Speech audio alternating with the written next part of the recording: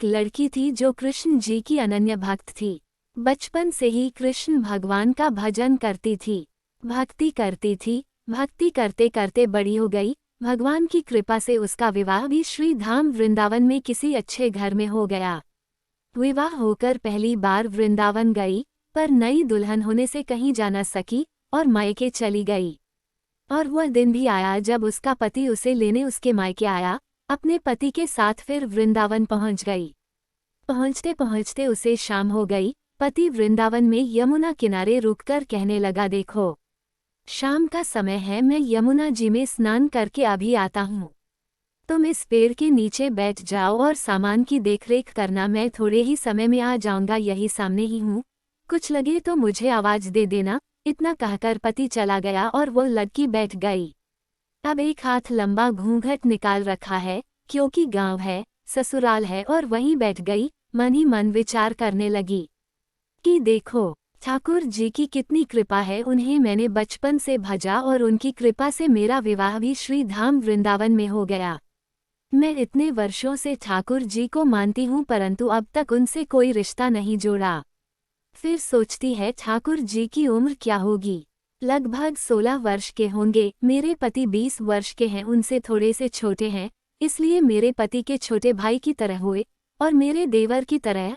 तो आज से ठाकुर जी मेरे देवर हुए। अब तो ठाकुर जी से नया संबंध जोड़कर बड़ी प्रसन्न हुई और मन ही मन ठाकुर जी से कहने लगी, देखो ठाकुर जी, आज से मैं तुम्हारी भाभी और तुम मेरे देवर हो गए। अब वो समय आएगा जब तुम मुझे भाभी भाभी कहकर पुकारोगे।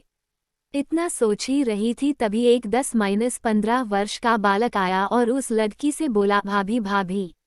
लड़की अचानक अपने भाव से बाहर आई और सोचने लगी, वृंदावन में तो मैं नहीं हूँ, ये भाभी कहकर कौन बुला रहा है।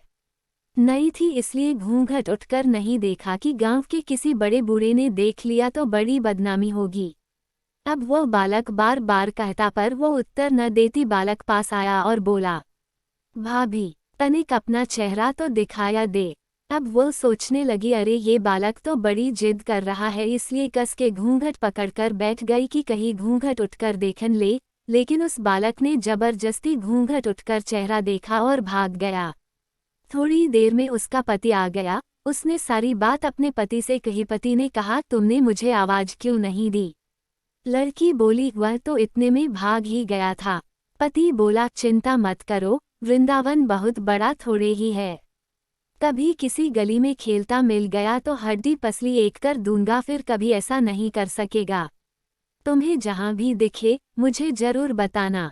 फिर दोनों घर गए। कुछ दिन बाद उसकी सास ने अपने बेटे से कहा, बेटा देख तेरा विवाह हो गया, बहू मायके से भी आ गई, पर तुम दोनों अभी तक बांके बिहारी जी के दर्शन के लिए नहीं गए। कल जाकर बहू को दर्शन करा कर लाना।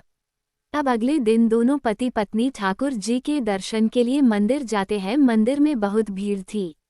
लड़का कहने लगा, देखो तुम स्त्रियों के साथ आगे जाकर दर्शन करो, मैं भी आता हूँ। अब वह आगे गई पर घूंघट नहीं उठाती। उसे डर लगता कोई बड़ा बूढ़ा देखेगा तो कहेगा, नई बहू घूंघट के बिना घूम रही है। बहुत देर हो गई। पीछे से पति ने आकर कहा, अरे बाबली, बिहारी जी सामने है, घूंघट काहे नाया खोले। घूंघट नाया खोलेगी तो दर्शन कैसे करेगी। अब उसने अपना घूंघट उठाया और जो बांके बिहारी जी की ओर देखा तो बांके बिहारी जी की जगह वही बालक मुस्कुराता हुआ दिखा। तो एकदम से चिल्लाने लगी, सुनिए जल्दी आओ, जल्दी आओ। पति पीछे से भागा भागा आया। बोला, क्या हुआ। लड़की बोली, उस दिन जो मुझे भाभी भाभी कहकर भागा था वह बालक मिल गया। पति ने कहा, कहाँ है, अभी उसे देखता हूँ। तो ठाकुर जी की ओर इशारा करके बोली, ये रहा, आपके सामने ही तो है। उसके पति ने जो देखा तो अवाक रह गया और बोला, तुम धन्य हो, वास्तव में तुम्हारे हृदय में सच्चा भाव ठाकुर जी के प्रति है। मैं इतने वर्षों से वृंदावन में हूँ, मुझे आज तक उनके दर्शन नहीं हुए और तेरा भाव इतना उच्च है कि बिहारी जी के तुझे दर्शन हुए।